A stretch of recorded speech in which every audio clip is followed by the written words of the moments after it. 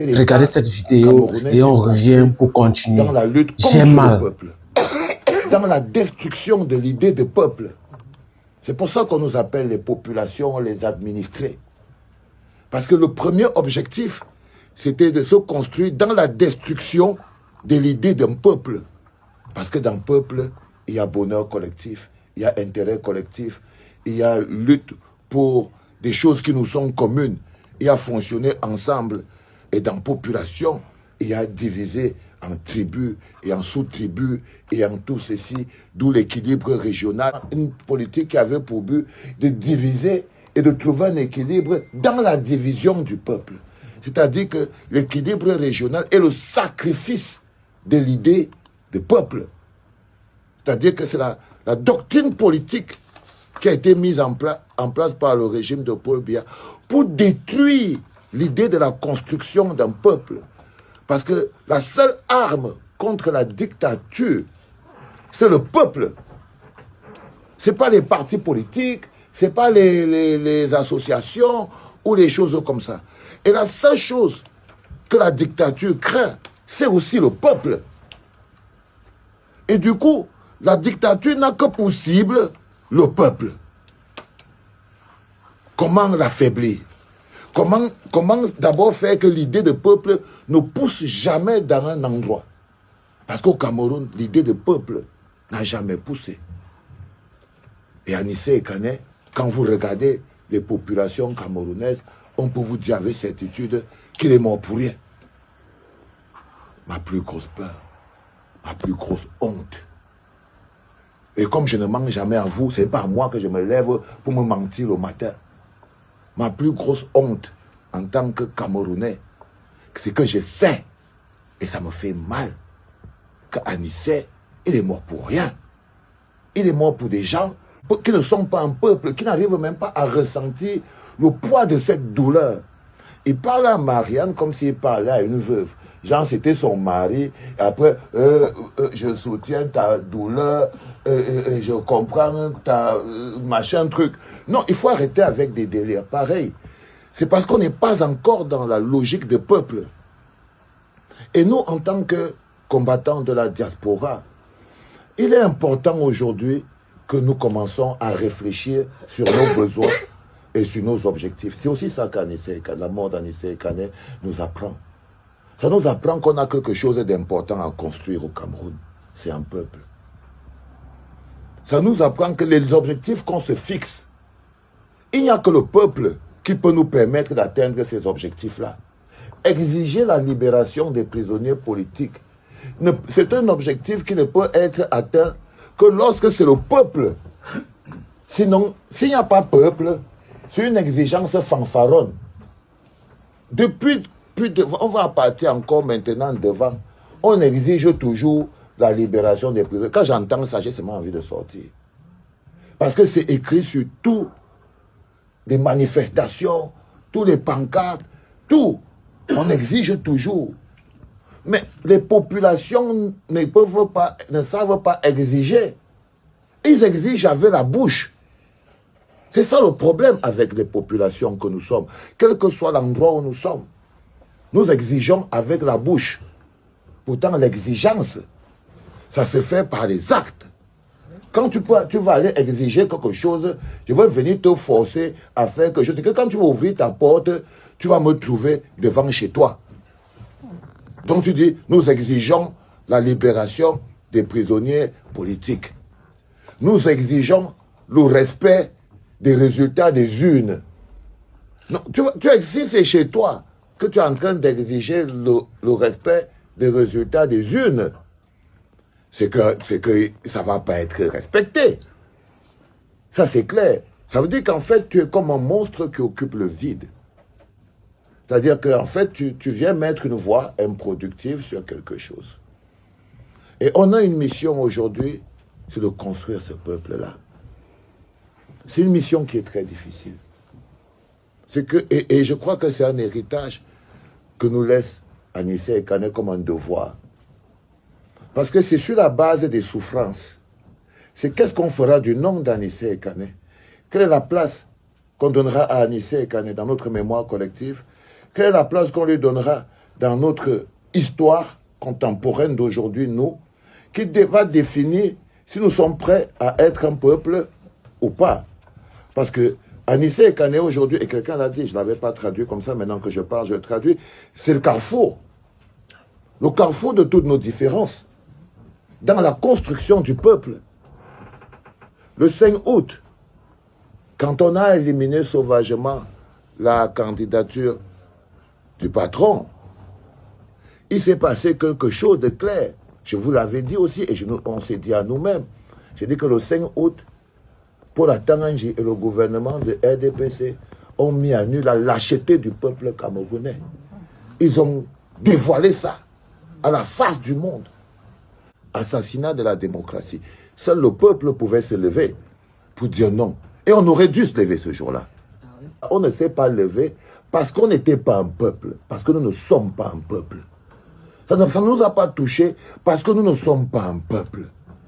On ne peut pas faire ce travail en tant que population, association, tribu, sous-tribu. Tant qu'on ne passera pas du statut de population, tribu et sous-tribu en peuple, l'objectif d'Anissé Ekane, lui, ne sera pas atteint. Parce que quand Anissé Ekane a essayé de mobiliser les Camerounais et qu'il a réussi à mobiliser les Camerounais, c'est parce qu'il a dépassé les logiques de partis politiques, les logiques de tribus, les logiques d'associations, il a dépassé tout ça et vous avez vu que l'énergie qui a gravité autour de Issa Chiroma Bakary était pluridimensionnelle, pluridisciplinaire et ça venait des endroits totalement différents.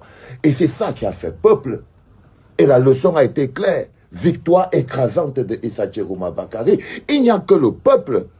Et c'est la leçon qui nous a donné que quand vous faites peuple, vous gagnez. Même face à la dictature, quand vous faites peuple, vous gagnez. La preuve, on a fait peuple et on a gagné. C'est une leçon. Mais ce n'était pas peuple seulement pour l'élection. Il fallait aussi défendre le vote. Il fallait aussi défendre le vote. Nous avons laissé Anissé Ekane enfermé pendant 30, 40 jours pour rien. On attendait quoi? En tant que peuple, si on était un peuple, c'est parce qu'on était des populations. Si Anissé Ekane était encore vivant, il serait toujours enfermé en prison, en train de voir sa santé dégradée et mourir plutôt dans 3 mois devant. Donc, nous, on regarde. Nous sommes un problème grave pour notre pays. Et ce n'est pas volontairement que nous sommes dans cet état. Pas du tout. Je vous l'ai dit, on a un état qui a été construit. Un état colonial qui a été construit avec des objectifs clairs. Le premier objectif, c'est qu'il ne doit jamais avoir un peuple dans cet endroit-là. Et comme notre État s'est construit, notre administration s'est forgée, là j'ai encore appris qu'on va encore faire un autre découpage administratif pour encore diviser les sous-tribus en sous-sous-tribus. C'est-à-dire qu'on va encore dire qu'on va créer un petit village encore plus loin, un petit district encore un peu plus loin. On va découper le petit village qui était déjà un petit village à un autre petit village. On va mettre un autre chef et on va émietter encore le truc. Tout ça pour ne jamais avoir une cause commune. Pour qu'on n'ait jamais 30 millions de Camerounais qui ont une cause commune. Et Anissé Ekane est mort. Il est mort en nous faisant comprendre que, en tant que peuple, on peut gagner. Mais si on n'est pas un peuple, on ne gagnera jamais. C'est la leçon. Et on devrait l'écrire. Qu'est-ce qu'il nous a laissé en héritage? En tant que peuple, vous gagnez. Je vous l'ai démontré. La preuve, on l'a gagné cette élection. Mais, si vous n'êtes que des populations, vous perdez. Et il a suffi que la personne qui faisait le carrefour se retrouve enfermée dans la prison pour que le carrefour devienne un terrain vague. Résultat des courses, on s'est retrouvé en train de le regarder perdre jour après jour après jour. Là, on a annoncé que Ndjekam Tchameni est dans la même situation. Vous croyez qu'il va se passer quelque chose? Je vous promets devant Dieu qu'il ne se passera rien. Il ne se passera rien Pas parce que ce n'est pas des êtres humains sensés, c'est juste qu'ils ne sont pas un peuple. Et nous ne sommes pas un pays. Et notre travail, c'est de nous battre pour qu'on apprenne à ces gens-là ce qu'on appelle un peuple. En devenant d'abord nous-mêmes un peuple ici en diaspora.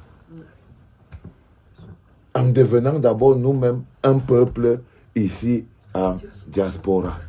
Je ne pense pas que la victoire pour nous, ce sera peut-être le chassement de Paul Biya. Je suis désolé. Paul Biya, il nous a battus plate couture. C'est-à-dire que la lutte contre Paul Biya, en tant qu'individu, président de la République, il nous a mis 43 ans de coups de pied aux fesses. Personne n'a traversé la route. 43 ans de coups de pied aux fesses. Il avait décidé de mourir sur place. Il est en train de mourir au pouvoir. Si Paul Biya meurt au pouvoir aujourd'hui sans que le peuple ne le chasse, il va se barrer avec les âmes endormies de tous ces Camerounais qu'il a enfermés dans sa poche pendant 43 ans. Il va mourir sans que nous, Camerounais, nous puissions exorciser le démon de ce bonhomme. En tant que peuple. Ah, pour qu'on soit tous dans la bouteille comme on est dans la bouteille là. Ah, moi, parfois, je trouve que c'est mystique. Parfois, je parle tout seul en disant aux gens qu'il faut que les gars du RDPC aillent demander à Paul Biya de libérer leurs âmes. Mais je pense que quand je vois comment nous nous comportons tous face aux violences que le gouvernement nous fait, la mort d'Anissé Ekane, le retrait sauvage de la candidature de Maurice Kamto, et toutes ces violations, on te dit que éboulement à la falaise de Tcham, on a enterré tout un village, 80 personnes enterrées dans la boue. Ça ne nous touche pas. Il n'y a plus rien qui nous touche. Parce qu'on a perdu la valeur humaine. Dès l'instant où on a perdu la valeur humaine, que voudra la valeur d'Anissé Ekane? Un pays où il n'y a jamais eu de célébration de grands hommes. Un pays où le seul grand homme, c'est Paul Biya. Le père, c'est Paul Biya. Le devant, c'est Paul Biya. Si je continue comme ça, là, on va passer la nuit ici. C'est ce que je crois. Merci beaucoup. Merci. Qu'est-ce que tu penses de ces analyses? Est-ce que tu penses qu'il a raison? Ou alors, tu as vu aussi la vidéo, donne ton point de vue dans l'espace commentaire, dis-nous ce que tu penses, like, commente la vidéo, partage, surtout, donne ton point de vue, c'est très important.